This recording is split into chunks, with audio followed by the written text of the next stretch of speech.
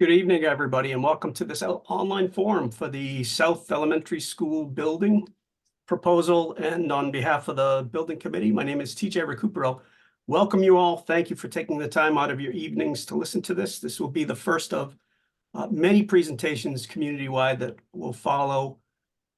One thing, if you follow the high school project, you'll know is that this building committee has followed much the same tradition, is that we've been open, transparent, reached out to the community in as many ways as possible to make sure that we take all comments and input and criticism. So over the course of the next hour, you will hear from a number of professionals that are on the project team, myself included, as well as the building committee, composed of, I think it's now 15 people, made up of professionals in the schools, as well as community members and town employees specialized in certain things, all having a different area of expertise and all contributing towards the project. And slotted, that's the way MSB, the Mass School Building Authority, MSBA, that's the way they plan it. We're now in the MSBA's feasibility study period for a new school project. And over the course of the next hour, what you'll hear is what we've done over the next year, where we're going from here, and of course, the components of the project that you'll see presented. You'll hear a presentation on district needs going forward. And that's a really fundamental premise, that the whole basis of this project is based on a need, that there's a need for certain basic school facilities, and having proposed to the MSBA that we'd like to address our needs, they prescribe certain requirements on how we do that. You'll also hear from Dr. Bayeda and Catherine Weiss from the school committee about the schools now, where they intend to go, and as well as Jake Dorr on the conditions of the current school, the South School particularly, and how we propose to address those. You'll hear about the project. You'll see Courtney Southwick of DRA talk about the design that we're presenting to you, and there'll be some other speakers on that, probably myself, that will talk about how we try to fit it in the community with things that you wouldn't really anticipate we'd be addressing for an architectural project. Tim Bonfatti of Vertex, formerly Compass Project Management, he's here along with Chin Lin. You might recognize Tim's name. He was involved he was the OPM for the high school project, and pleased that he and DRA, both who worked on the high school project, are with us for this project, because they understand this community. And I think what you'll hear are, a wealth of knowledge, and all taken into account within the context of this community. You'll hear a little bit about how this project will affect the town outside of the schools, because I think that's critical. We're asking, most people who we're asking or we're talking about this program, this project to, they won't have kids in the schools. So it's important to us that we not be building a school for 550 students for 180 days a year. It needs to be more. It needs to mean more. You'll hear a little bit about that. You'll also hear about how we reached our design and where we're going from here. We're targeting a May town meeting date, and after that, likely a June vote for a debt exclusion. And then when we've wrapped up, you'll have an opportunity to ask questions. You'll see there's a chat box option on your Zoom screen. You can type it in during the presentation or after, it doesn't matter, and we will take time afterwards to answer everything that people have on their minds. And as always, the building committee meets once a month, usually every second Wednesday. We always invite people at the beginning of the meeting to address the committee with any questions or concerns. And please keep that in mind. We're also active on social media and elsewhere. Having said that, I think, Courtney, we have a video walkthrough of the presentation that we'll make to you following my comments. So Courtney, if you could.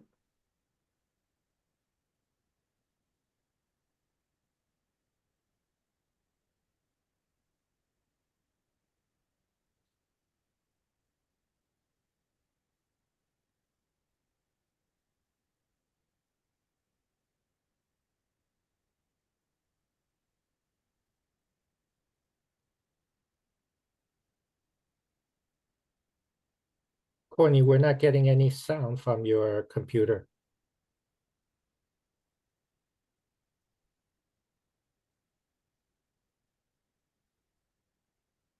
We'll play this at the end also, so you don't have to watch very carefully. You'll get 2 shots at it. And for clarification, please type the question into the Q&A. I don't believe the chat is functional in this webinar. Sorry about that. Thank you, Chin. Yeah, since you all can't hear the sound, we went from the exterior of the building into the interior. So we're going into the community wing. You'll see a little bit of the gym space here. There's a lot of natural light in the building. And you can see that there is spectator seating in this gym. So this is a full-size gym. The cafeteria is designed so that there can be multiple lunches in here, but it's also a community space and available for presentation. So we call this a cafetorium, very similar to the existing South School, just a little bit larger. It has direct access outside to play areas so that kids can come in and out. So this is the Learning Commons with access, and you'll see the STEM room there beyond. And then a lot of natural light in the space. You can see the wood timber also in the building. This is a structural component that's sustainable, but it also provides a lot of warmth in these spaces.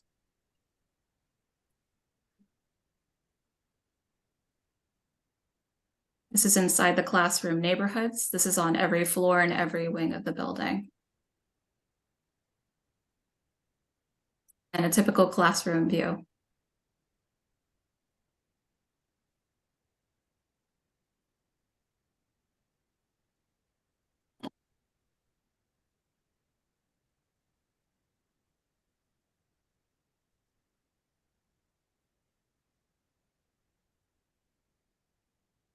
Oops, excuse me. Thank you, Courtney. Can you go back 1 slide?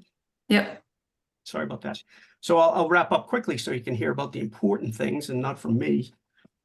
This project, although you might just be hearing about it recently, it actually goes back quite a ways, back to 2010, when the town did a facilities assessment, and of all town buildings, schools included, and prioritized certain improvements, replacements, repairs, and whatever else. That was the foundation of where we are today. That's been updated several times. And in 2014, I was on the select board. I was called to a meeting with MSBA, and it was arranged by Joyce Husseini and Deborah Sauvigny at the time, 2 school committee people, along with our legislative delegations and MSBA, who met with us to talk about both the high school and the South School project. It was universally conceded that the South School was the building and the facilities that were more in need. The reason why MSBA selected the statement of interest and the project on the high school project is because that has bigger bang for your buck. It affects more people in the community. There's about 1,200 students versus, in this case, 550. So it has more of a community impact. They decided on that first. Didn't remove any need for the South School. That continued. So if you clock back from 2010 to present, there's been no significant work on the South School, and it's continued to deteriorate. Dr. Baeta pointed out to me something that I wasn't aware, is that the facilities study has been since updated and ratified as recently as 2023. Dr. Baeta said. So it's an ongoing study, and the need has been only continuing. In 2021, the school was invited into the feasibility study process with MSBA. Town appropriated money for the feasibility study, and at that, the committee's charge was to go through about a year-long process of appointing professionals, studying all the facets of what a school project should be, where it should go, how many students it should have, whether there's going to be any sort of consolidation, what the building will look like, of course, traffic, utilities, busing, everything down to, pencil boxes, figuratively. So that's what we've done. And we're at the point now where we have a project we've presented to the MSBA. MSBA has allowed us to go forward. We will then present it to town meeting. And what the committee does is it's a recommendation for approval of this. We don't vote on anything ourselves. It's the policymakers in town who do the ultimate approval. We present our recommendation and all of our findings as provided to us from our professionals, and in May, it will go to town meeting for a vote. After that, it will go to the voters who consider whether or not it should be funded through a debt exclusion vote, which is really the only way we will pay for it. And if we go through all that, MSBA will give us a significant grant, which is really the only way that we can afford to do a project like this, if you've seen the price of construction, and particularly the price of construction of schools these days. Having said all that, if I can pass on to Dr. Baeta to talk about the schools particularly. Thank you, Mr. Chairman. Appreciate it. Good evening, everyone. Joe Baeta, Superintendent of Stoughton Public Schools. So as you see in the slide before you, my role tonight here is to really give you that overview of looking ahead into this project. Our master plan, which was updated in March of 2023, is on our district website at www.stoughtonschools.org. Feel free to go under school committee and you'll see that it's there and posted for you to review all of the school's information for the entire district. That district plan, master plan did start in 2010, as TJ noted earlier. In this particular case, as we moved into the statement of interest and into approval by the MSBA, this plan supports our elementary education plan for the district. So that would be our pre-K to 5 as we look at what we're trying to do, which is to bring Stoughton Public Schools elementary system into the 21st century. Added to this is a significant increase in enrollment over the last 3 years, including student needs and special education and English language learners, which continues to be an increase every single year for the last 3 years and is projected to continue to grow over the next 10 years. Added to this, as we look ahead, is that as we bring the district into the 21st century at the elementary level, our STEM lab program, first of its kind in the district, STEM standing for science, technology, engineering, and mathematics. And then, of course, long-term, looking at the maintenance and operational costs and positives. As you know, these schools will be brought up to school. This particular school will be brought up to all codes that are aligned to FY24. And so right off the bat, we will see significant cost benefits. As stated this morning as one of the questions for clarity, there's also significant potential rebates as part of this project in the area of utilities, which right now are actually at an all-time high. Travel between schools becomes more limited as this is a consolidation project, but also for our staff as well. So two-part, students and staff. Our shared resources are consolidated potentially into this one school, which will have both a financial benefit as well as an academic benefit. And then lastly, our reduced costs of multiple resources. And I would add to this the potential for further educational planning in areas that will bring us into the 21st century. So in general, what we're looking at is a elementary project that brings us into the 21st century through a consolidation project. And in the future, literally the renovation and addition of 2 of our schools at the elementary level and not necessarily the building of a brand new school. Next slide, please.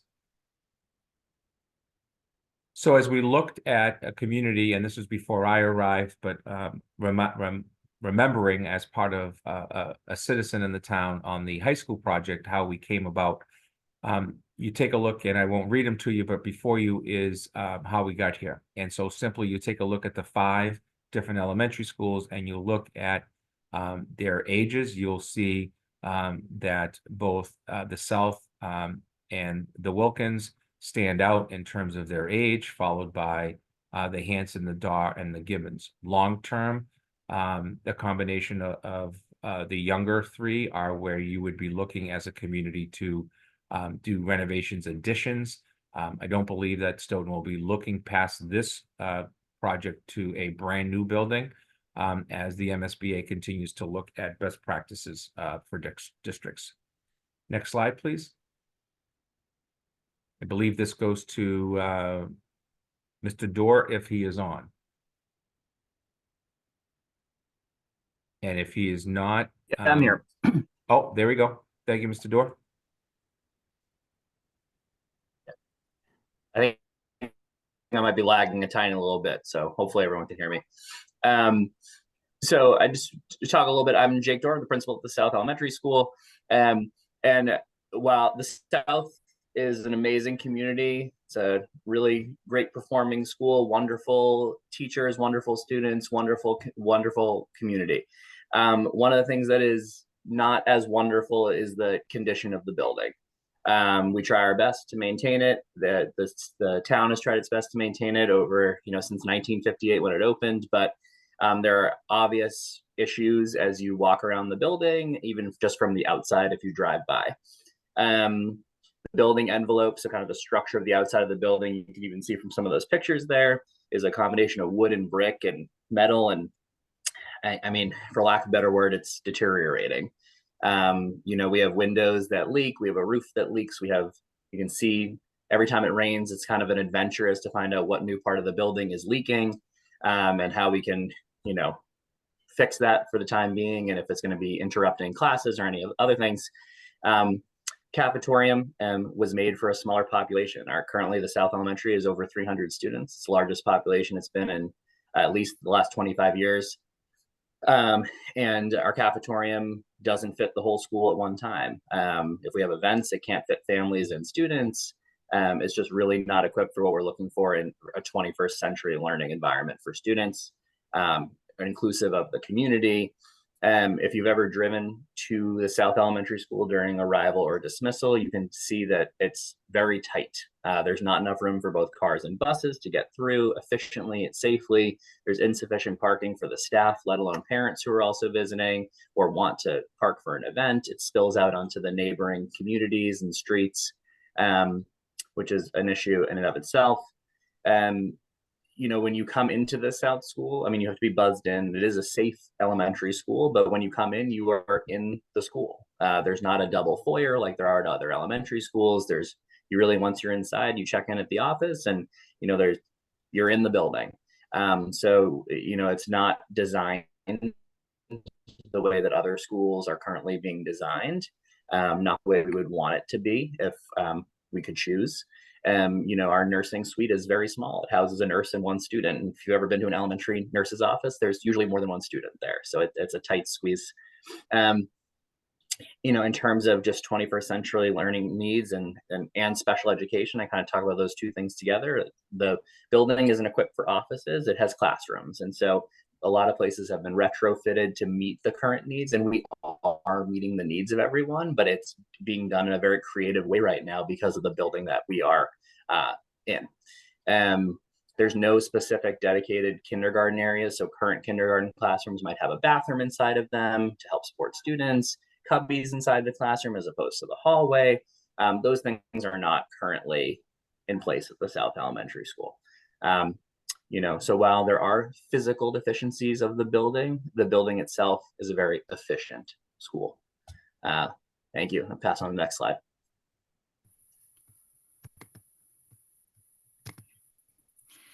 Thank you. I'm Catherine Weiss. I'm the school committee chair and also the school committee representative on the building committee.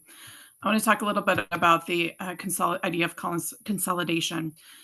As part of the master plan dating back to 2010, updated in 2017, and then again in 2023, the decision was made not just to renovate and replace each individual school. That would be 5 different building projects for the town. The decision was to consolidate and move from 5 to 4 elementary schools. And that's been the result of years of discussion and study. In particular, the building committee has held multiple forums with stakeholders, including educators, families, and residents in the first half of 2023. And then following these meetings, the school committee voted to consolidate from 5 to 4 elementary schools, confirming that the South and the Wilkins are the buildings that will be studied for repurposing. And that vote was taken in 2023, July 2023. Courtney, if I could have the next slide, please. So the district is at the point of needing to redistrict to reduce pockets of overcrowding, whether this new building succeeds or not. A new consolidated building would allow for more flexibility and would accommodate future population bubbles more easily. Note that we're not planning to just merge the South and Wilkins schools. We've had questions about how we're going to bus students from the Wilkins over to the new elementary school site. We were actually looking at redrawing the district lines with consideration of the town's demographics, the needs, and the resources. That's going to require further study. It's going to require stakeholder input in the years leading up to the new school's opening. As a parent of an elementary school student who could be affected, I understand all the concerns about the uncertainty. We get a lot of questions of who's going to be redistricted where. We just don't know that yet, but that information will be coming, and we will be looking for input on that.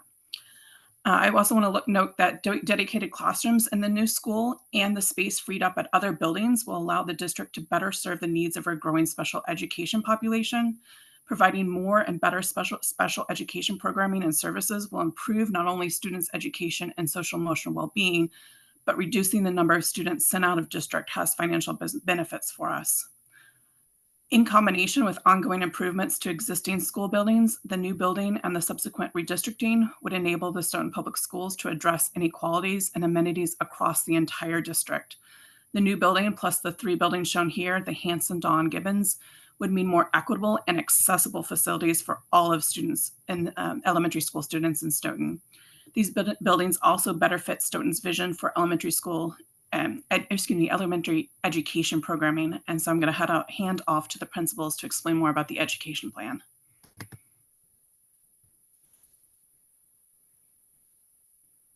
Thank you. I'm Katie Monahan. I'm the principal of the Wilkins Elementary School. And Mr. Dorr and I were tasked with writing the educational plan just over a year ago. And that would provide the blueprint or the ideas that would basically shape the vision for future elementary education in Stoughton. We took the opinions and ideas from numerous stakeholders when we crafted the education plan. And in doing so, we came up with several themes that are on this slide that I'll go through. One of the important ideas that came from the visioning sessions and that we wanted to make sure we incorporated into the ed plan was the idea that we would have an upper and a lower education elementary for the different floors for the elementary students to be on. We wanted to make sure that in consolidating the schools that we still were able to maintain that neighborhood feel. And it was very important to us that we would be able to keep the students that were in kindergarten, first grade together, second, third, and then fourth and fifth, so that they would be with their developmentally aged appropriate peers. The South School is fondly often called the school in the woods, and we wanted to make sure that we were able to utilize the outdoor spaces and provide opportunities of further education for the students by using those. And so there's been a lot of attention to making sure that we are utilizing the outdoor spaces appropriately so that we can continue to use them for educational purposes. It was also extremely important that this school became a hub for the community.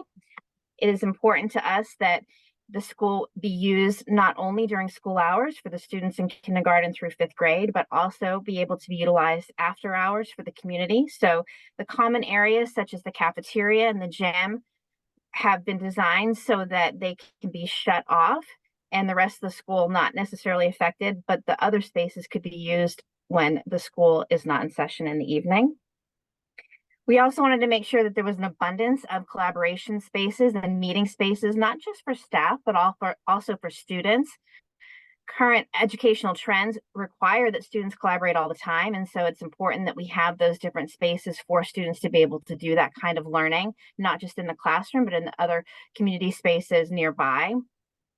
And finally, there came this idea that there would be a centralized learning commons as the heart of the school.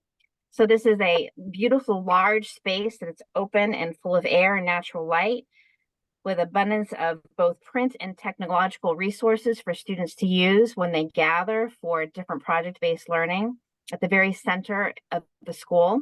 And immediately above that was the idea that we would have this STEM space that would offer opportunities for students to participate in some of those different science, technology, engineering, and mathematical opportunities with the materials there. And there's an access to a rooftop garden just beyond that so that students have, again, more opportunities to access the outdoors. Next slide.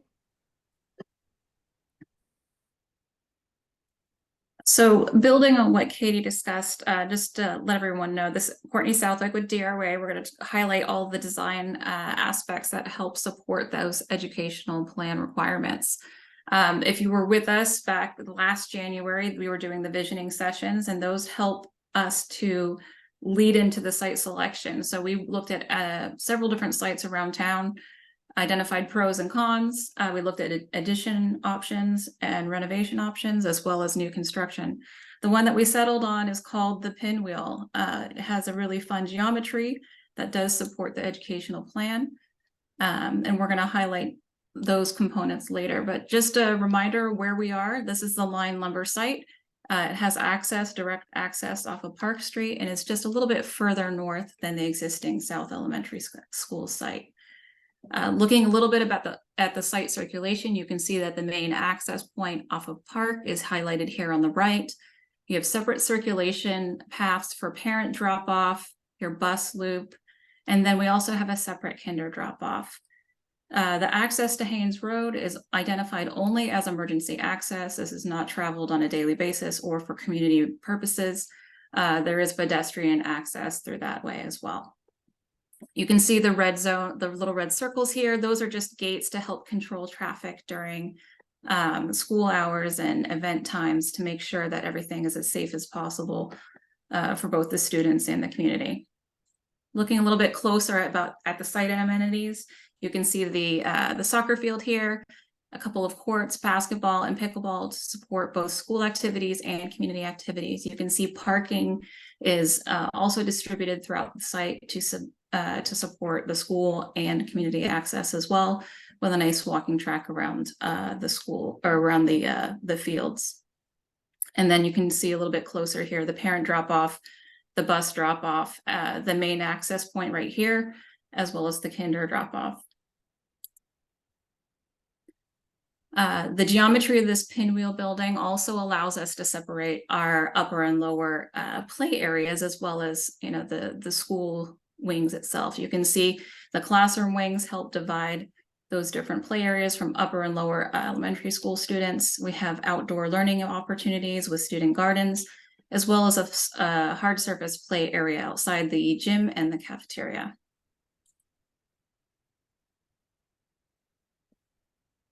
Here's a couple of precedent images that kind of support the vision, and this is where we're headed. We haven't fully, selected all of the different play structures and everything yet. We're very early in design, but pictures like this help guide us towards the next phase of design. Nature play and structured play as well. These are precedent images that show play structures that are designed for children of all abilities. One thing I want to highlight on this slide is that this is an all-electric building. We will have PV in the project. The field over here on the right, which is the soccer field, will also have geothermal. So a portion of the building will be supported by geothermal energy, as well as the photovoltaics on the roof. You've seen this picture from the fly-through, but we want to highlight here that there are two entrances: the main entrance that students will use on a day-to-day basis, and then we also have a community entrance here. Separation of the community access spaces like the gym and the cafeteria can be secured off from the academic wings of the building. We also, when we design a building like this is a school in the woods, we want to tie our materials not into, we want to make sure that it looks like it fits the site. So we have some stone, we have some panels with a wood veneer, and we're utilizing brick as well in this building. This is a night shot to show community access, and despite the location, it is somewhat segregated. Everything is very well lit for community access. A reminder of those educational plans. This is a 3-story building designed for 515 students, although because of the geometry, we feel that it doesn't feel like a very large building. The 2 blue wings identify the classroom wings with the classroom neighborhoods in the core of those areas. The Learning Commons is the heart of the school, as mentioned previously. You can see the administration wing has good supervision of that entrance with the security vestibule. And then our community areas can be segregated and secured off during community events. And here are the floor plans of the building. Again, the blue areas are our classrooms. The yellow is our circulation. Gym and cafeteria are the orange zones. And we do have toilet rooms to support those public amenities as well. And then you can see our administration in the green and our special education programs scattered throughout the school.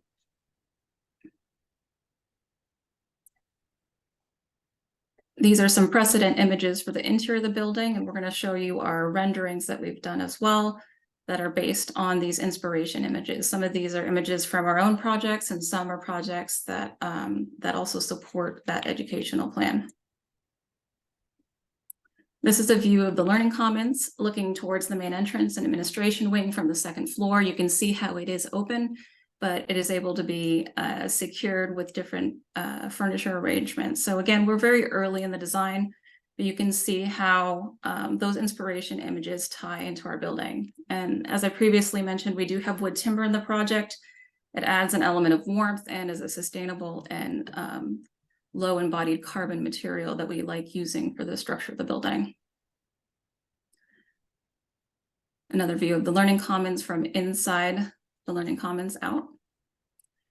And the STEM program, which is located adjacent to the Learning Commons, but you can also see that there is an outdoor patio area that supports that and allows students to go work outside on, projects as well as in the interior of the space. And there's the view of the Learning Commons looking from the STEM room. View of the typical classroom. This is on the first floor of the kindergarten wing. You can see little windows. Some windows are designed just for kids, and then you can also see others that have large expansive views. This is a central collaboration area that would be in each neighborhood wing, with support spaces like calm spaces and pull-out spaces, but you also see the little collaboration zone here, which is designed for pulling out 3 to 5 students in that area for separate instruction. And then a couple views of the cafeteria towards the stage and out towards the outdoor play area as well. And you can see the community entrance here off to the side. That vestibule connects to the gym entrance as well, which you can see over here. And then again, a nice light-filled gymnasium with seating for spectators. I'll hand it over to TJ.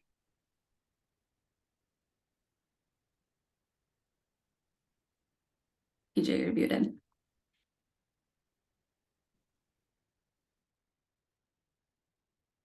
Said at the beginning that you have to make sure that your microphone's not muted when you speak. But I also said that from my perspective, and I think many people if not everybody on the building committee, I'm just hesitant to speak for everyone, it's got to mean more than just 180 days of use per year by 550, in our case, or 600 students. It has to be more for the community-wide populace of Stoughton.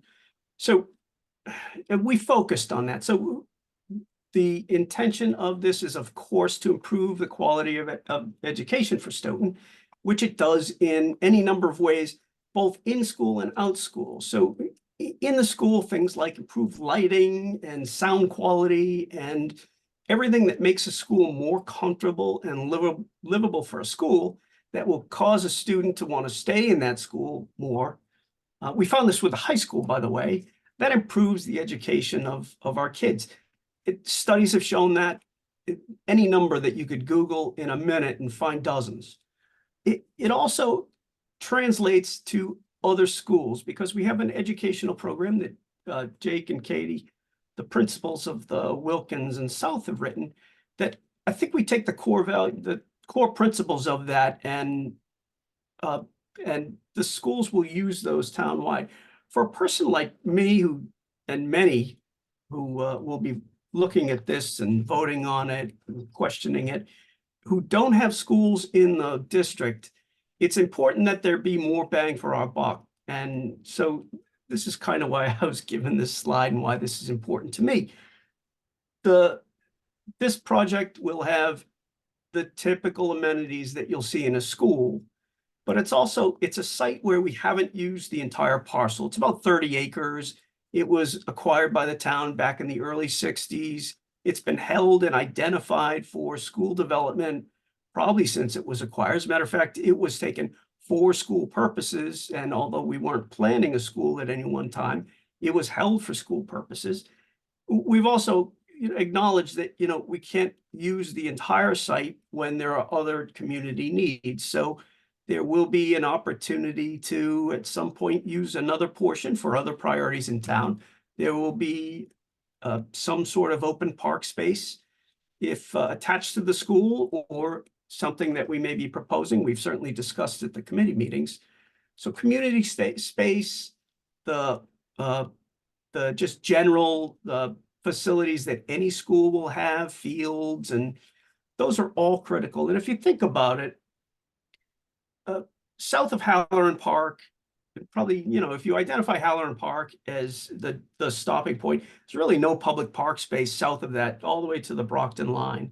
And, west of Park Street, east of Sumner Street, and all the way down in the Atkinson Ave area and elsewhere and into that area of Stoughton, there are probably a couple thousand homes, all those people who could use and certainly would appreciate some sort of community space. This has been one of the things we've had in mind, and certainly something that we'll bring to that area of the community. And it's part of a larger plan. So the town of Stoughton is right now engaged with the Metropolitan Area Planning Council to study the corridor along Park Street, Route 27, for zoning purposes, land use purposes, in order to develop it and make more of that land, create more value, hopefully realize more tax revenue for the benefit of the town generally.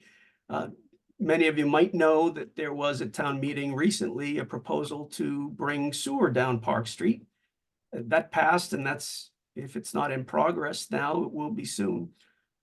But there's been several traffic schemes that have been drafted up.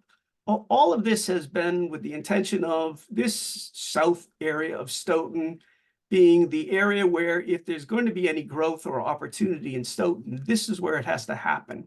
And this school plays well into that. And then in general terms, this is hard to quantify. And I apologize if this sounds sort of, like it's evaporating into the ether as just flowery talk, but I was involved in a high school, and there was something that happened there. We hadn't done a capital project of that scope or scale ever before, and hopefully never will again until the next 50 years or so. And there's something to be said about when that happened. There was a certain pride to it that we can do big things. And not long after you saw the fire station approved, and this project came that had a greater need, by the way, came right after it, and then the sewer project. And I think everything falls into place behind what was just a monumental vote by the town on the high school. This school will be the next step in that. And it also, in that sense and beyond, it facilitates future growth. Most people don't know this. When I heard it, I thought was kind of curious, if not unbelievable. But when the town agreed to fund the new high school and take on all that debt, our bond rating in town actually improved. We were rated higher, and that in and of itself allowed us to look at projects like this. There's still some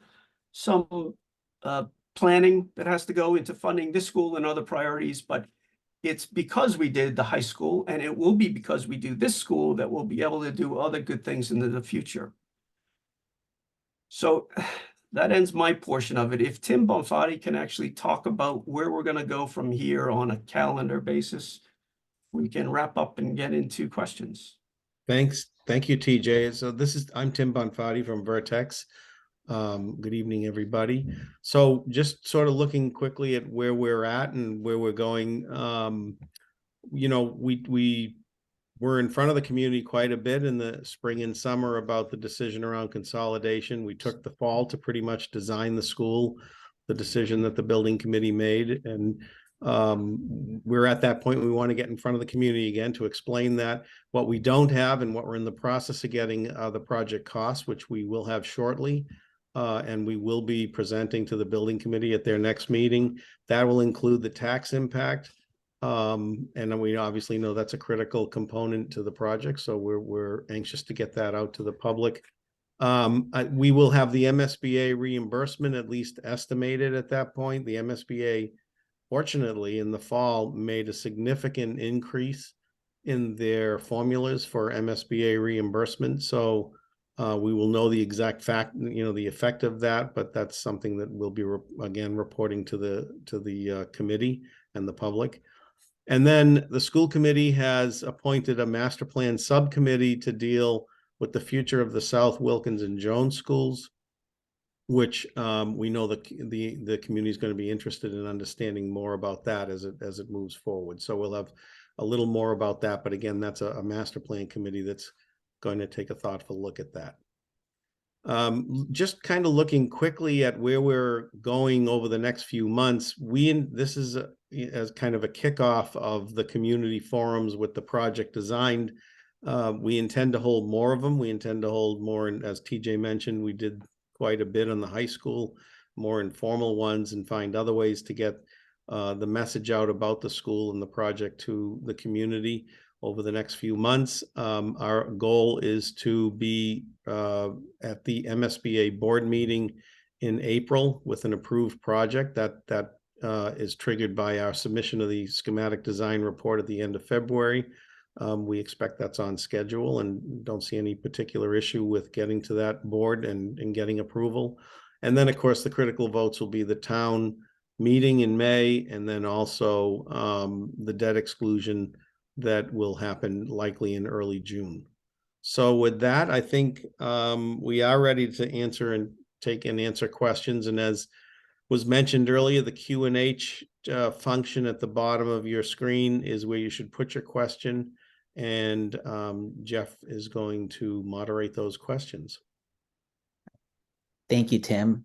I'm Jeffrey Pickett, the Media Relations Manager for the district. And if you have any questions, please make sure that you enter them in the Q&A section, and we will get to each one. So the first question that we'll take tonight is about spacing in all of our schools.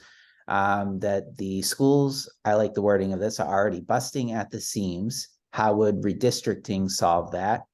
And a second part to the question, are we planning to place extensions on any of the existing elementary schools? Happy to take that, Jeff, on behalf. So it's a great question in terms of looking at the comment about us busting at the seams.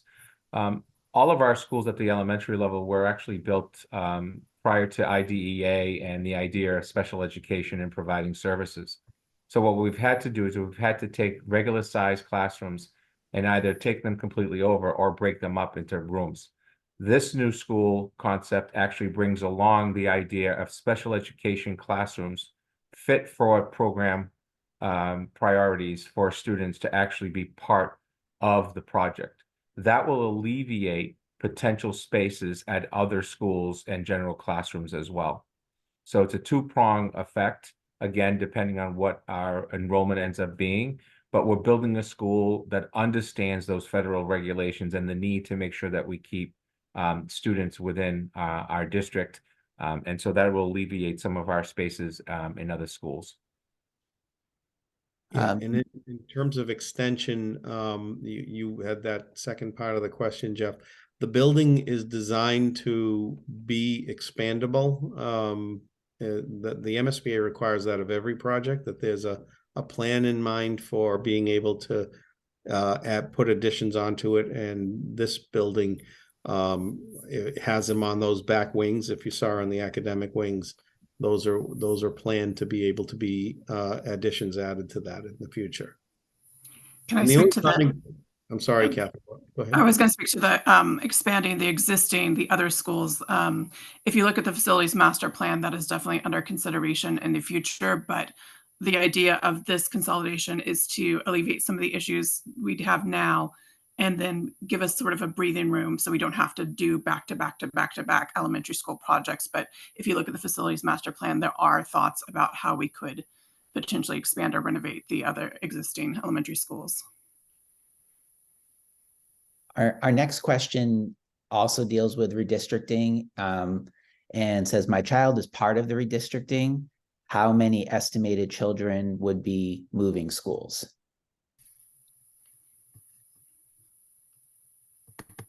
I mean, Dr. Baeta?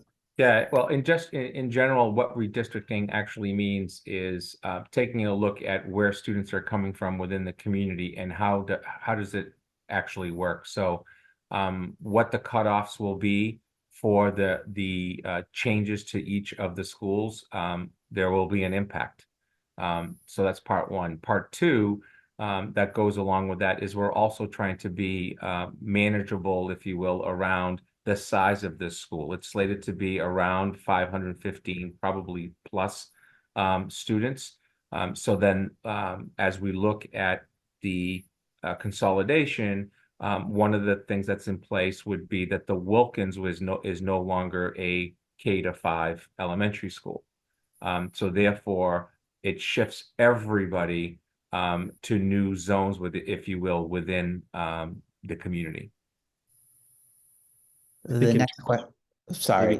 Just to quickly add to that, and in terms of the exact number of people that are moving and how we know, we won't probably know that definitively until that redistricting is finalized in the next couple of years while the school is being built, because of course the town changes even in that period of time. So in terms of the time frame of that. The next question is, are there going to be sidewalks on both sides of Park Street now?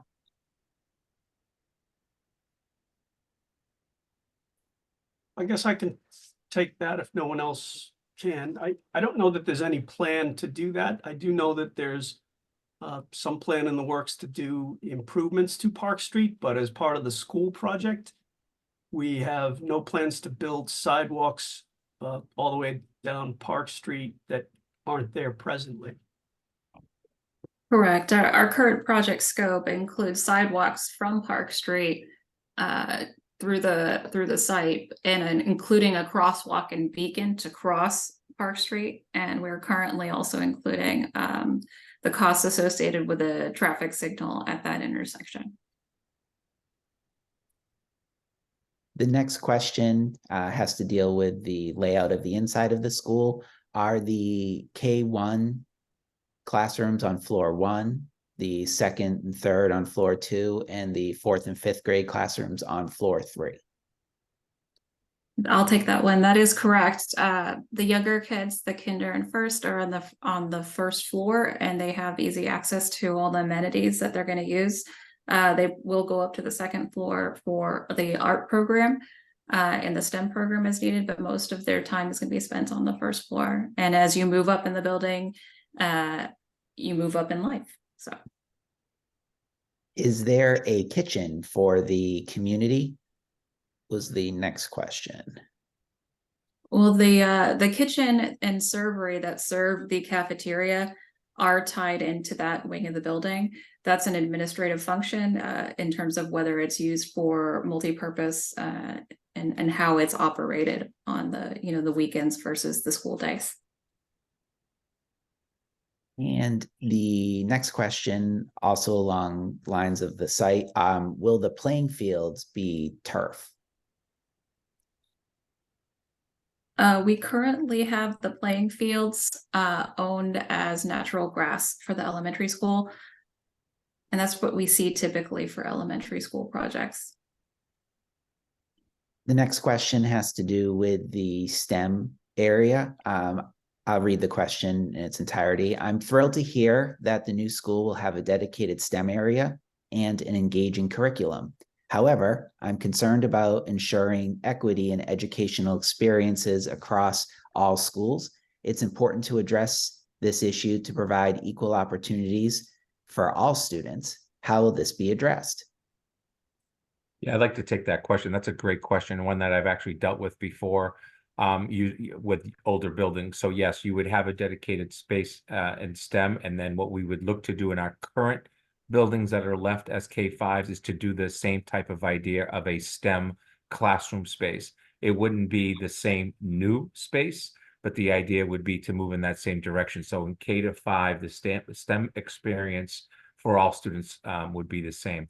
Some critical areas to look at that will have to be decided by both not only management, but input from the community would be how we actually run some of our specials, if you will, around instructional technology, et cetera. Those are all things that would be considered in order to create those types of spaces equitably throughout the district. The next question is back to the redistricting plan. Do you intend to have the redistricting plan determined and communicated before the town meeting and general election vote?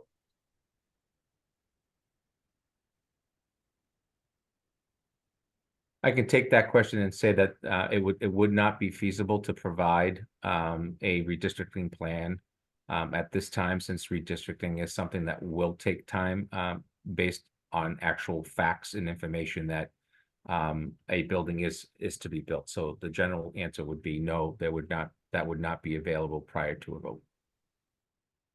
The next question is about the Learning Commons area and school safety. The new Learning Commons area, how would you shelter in place or lock down the open air area for safety reasons? I can pick that one up. We've actually had multiple discussions on that with our working group, and we've met with folks in the community and Chief McNamara as well. We've talked about the various communicating doors that are the entrance to each wing.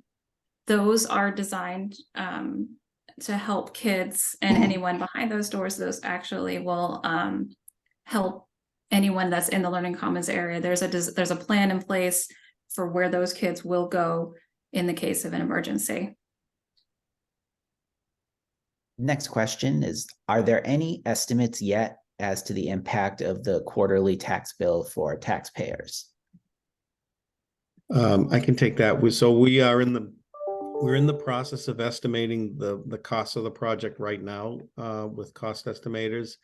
And once we get that, we'll work with the town finance people about what the actual tax impact, and we will have that. Mine would project we'll have that by the end of February, if not sooner, and we'll get that out as quickly as possible. We did that with the high school, and we'll follow the same formula in terms of presenting that.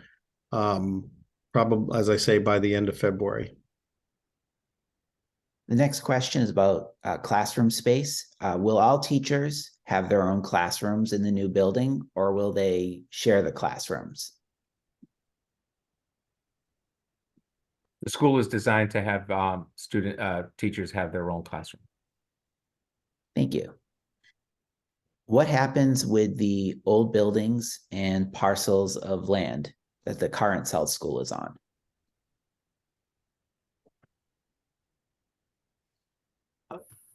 That's currently being studied for the facilities master committee, what the school committee was going to do with the South and the Wilkins and the Jones properties, or if they can be reused, or if that land can be returned to the town. Next question along those same lines. If you can speak more to the plans for the Jones School and the eventuality of universal pre-K. You're in my bread. That's my bread and butter area. So that's a great question. So the idea, as you know, especially since the governor just released the idea of going to a universal pre-K over the next few years, starting with Gateway Citizen and also moving on. So what we're looking at in terms of the use of facility subcommittees to really take a look at the best way for us to use our facilities, specifically between the South, the Jones, and the Wilkins. More than likely, I would suggest that the reuse of the South School is limited at best. It would be an idea of what takes place between the Jones and the Wilkins, with the potential that one or both could be used for preschool, depending on what the end result is of universal pre-K. Universal pre-K discussions are wonderful to have, and I hope that the Commonwealth decides to go in that direction. But there has to be a very clear understanding about one complicated area beyond cost. Space becomes the most significant discussion, and that will be a critical area for Stoughton as well. The next question is, will the new South School or the new elementary school building connect to both Park and Sumner Street? Happy to take that one. The plan right now will not connect to both Park and Summer, just enter and exit off Park. We spent quite a bit of time trying to Fano Drive, what we know is Line Lumber Roadway that does connect from Park to Sumner Street. That's privately owned. So we spent quite a bit of time trying to work with the landowners and arrange some sort of agreement where we could pave that and make it an access for the school. In the end, we weren't able to reach that agreement. We didn't foreclose any future plan if we were able to strike an agreement with them to use Fano Drive and perhaps connect into Sumner Street from both ends. It would have more of a public safety use for the town generally than just specifically the school. But as of right now, we're on a strict timeline. We had to go with what we had, which is enter and exit off of Park Street with Haynes Road as emergency access. What is the estimated project completion date? Project is scheduled to be completed, if it stays on the current timeline, as you can see on this, in 2027. So the idea would be to ready for that fall 2027 date. Will there be hall monitors in the new school? Will other older children be able to gain access to the other levels, such as bathrooms on the lower floors? So a two-part question there. There's the potential for that discussion around how it's set up. Typically, elementary schools, we do not utilize hall monitors unless we end up seeing situations where we need to. But our students will have access to bathrooms only on their floor. Students that are not located where they're supposed to be will have to deal with the consequences of that. But we would always look to do other safety measures such as hall monitors if they were needed. We do not anticipate this at this time. The next question is, how do you envision housing our multiple sub-separate programs and our migrant students? Would the new building be taking on these populations of students, or will they still be shared among the other elementary buildings in the district? I can address that from two perspectives. The first one is that anything to do with specialized education will be part of this program, including special education classrooms, which are, I think, Courtney, you may have actually noted them in the presentation, but they're in this map, I believe in green, greenish color. I'm somewhat colorblind. So where you're seeing the scrolling around in the green, that's where you'll see a location of specialized classrooms that are being established.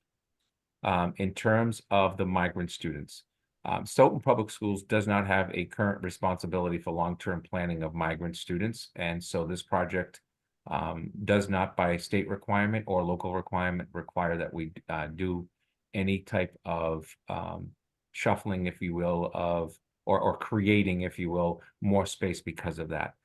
We currently have migrant students in our community that are slated to be here according to the local contract of the shelters, which are 2 hotels in town, through December of 24. We don't know what the impact will be thereafter. The next question, are the windows and doors in the school going to be bulletproof?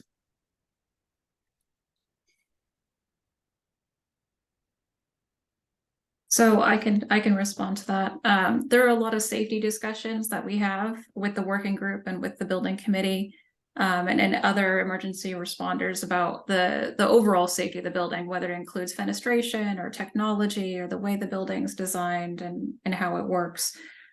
We don't disclose every component of the building in terms of whether something is bulletproof or whether something is not, but be rest assured that our team is taking into consideration all the security concerns that we have these days for our children. So I want folks that are watching this to understand that we are taking those measures and those concerns into the design of the building. The next question is about student enrollment. What are the student numbers? How many students are at the existing South School? How many are at the Wilkins? And how many will the new elementary school building hold?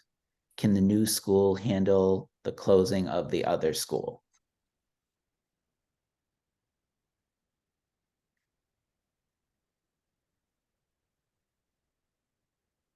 Again, I don't have the exact numbers in front of me for each of our schools, but the new school is being built at a minimum of 515, probably going to be a little higher than that based on class sizes and our local, if you will, expectation of class sizes being maintained as the educational benefit to students, which is for us lower class sizes. As I said earlier, the idea that we're able to actually take larger class sizes and potentially in some of the cases of special education in this particular new school actually create classrooms that are made for students that are being serviced in that area will allow for larger class sizes, for example, in another school. So let's say it was 4 classes that are regular class sizes in one elementary school. If those 4 class sizes were moved to a new school, that literally opens up 4 general education large classroom spaces, which then in terms of spreading the students allows for us to have more general education space. Long-term planning for the district is increased enrollment. So as you know, MSBA, or you may not know, MSBA tells us the size of the school, if you will. We can have a lot of discussions that we think it's XYZ. I'll say that Stoughton fought very hard for Stoughton High School to be a little larger.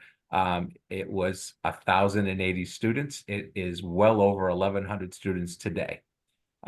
We build and they shall come, but MSBA, thank you for their grant if this project is successful, but we have to play by the rules of their expectation of enrollment.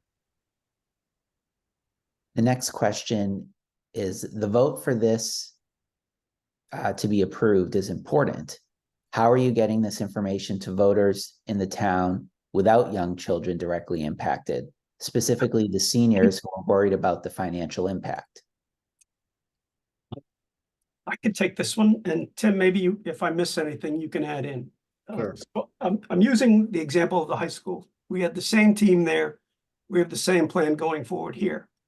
Right around the same time for the high school, we compiled a list of all community groups, all boards in town, any venue possible where we could get the message out on this school.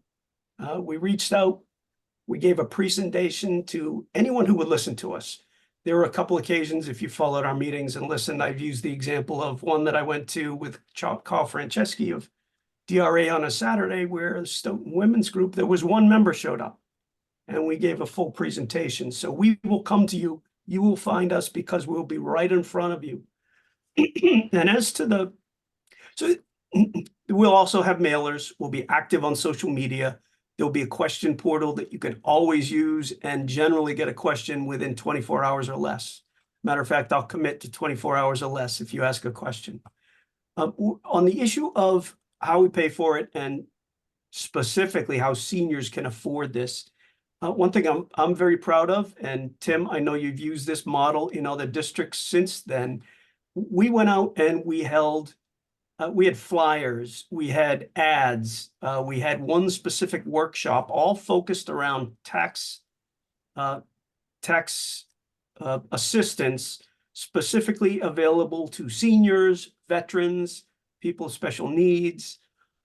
Everybody who was entitled to some sort of public assistance on real estate taxes, we found them, we put them together, compiled them into a document, an ad, I think even a mailer, and we got them to the people who could use that information in order to afford something that is a very, very expensive project, but also very important to the community. So we'll use that same model, and I suspect if you don't have the answer, you'll be able to reach us because we'll be speaking in front of you. The next question is, will the gym be large enough to be able to host town sporting events for kids of all ages? As a specific example, the older kids in town, recreation and travel basketball, currently play at the OMS, where spectators sit on folding chairs since there is no designated seating area.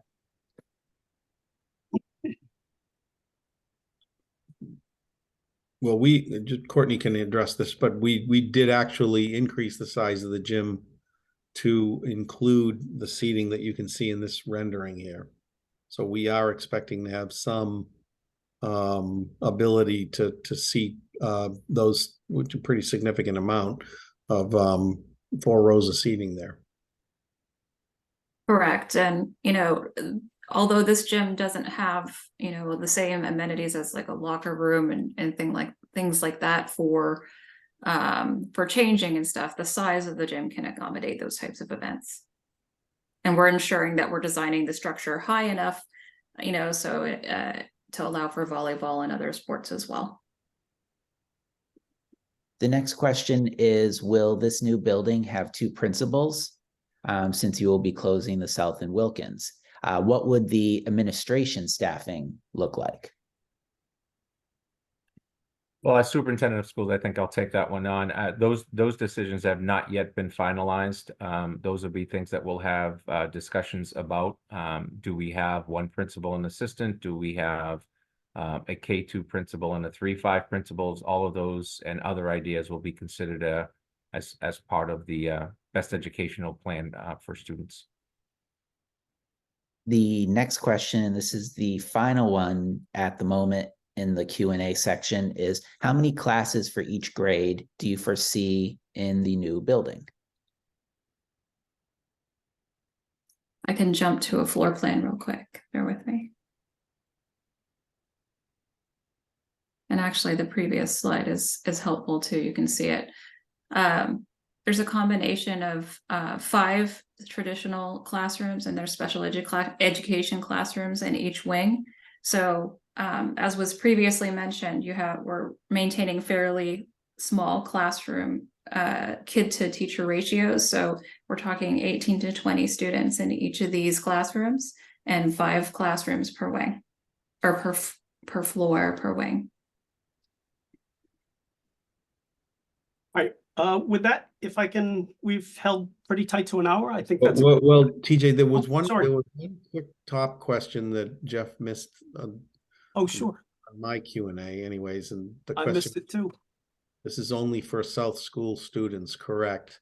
And I think just quickly I'll answer, and then if obviously Dr. Baeta can add, but this is really for the district in terms of, district wide, I would say. The most impacted may be the South School students, but as was mentioned earlier, we have, I think, the whole district is going to benefit from aspects of the project. So I don't know, Dr. Baeta, if you want to add to that, but just a simple that was mentioned by the chair, Ms. Weiss, that this is a redistricting plan that would be taking place in Stoughton, regardless if this project goes through or not, because of the number of students that we are seeing. So, as you consider your decisions, if the project goes through, we're redistricting. If the project doesn't go through, we'll be looking at how do we fix our schools without having reimbursement, but at the same time looking at redistricting because we do have significant concerns of need within our elementary schools.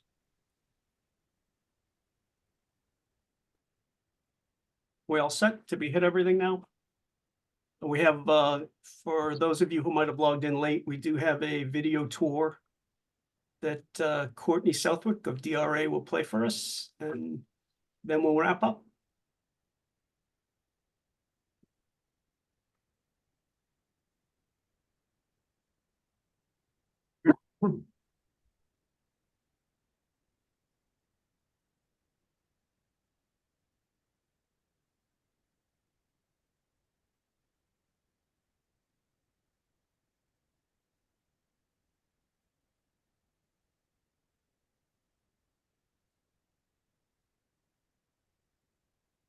Courtney, I'm not seeing the video yet.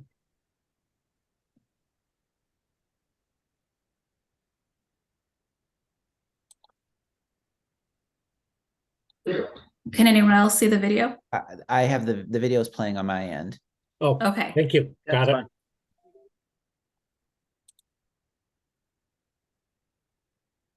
What happened?